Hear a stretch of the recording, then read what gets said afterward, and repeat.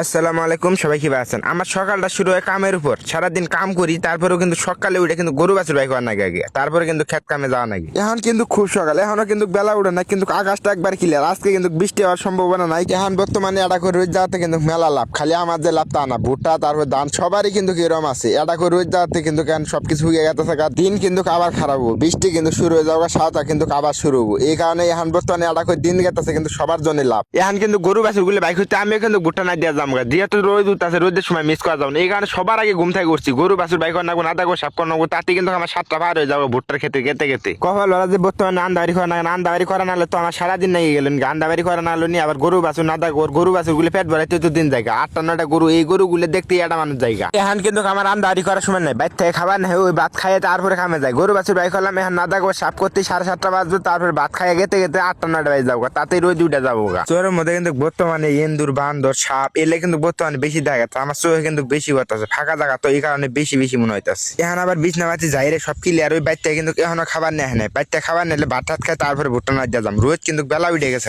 রোজ উঠবো। এখন ঘুম থেকে দিই সাপটা কিন্তু গেছে, সাপটা কিন্তু কিনে আসলো, ইনু কিন্তু ঘর বাসা। এখন কোনো যে গেছে রাত করে মনে আবার আবো, রাতে মনে আবার আবো, এখন কোনো গেছে কোয়া হয় না, হয়তো বাইরে টাইরে গেছে, হয়তো কলা বাগানে গেছে, তারপরে কোনো না কোনো কিছু জানি না, কিন্তু রাতে আবার আবো।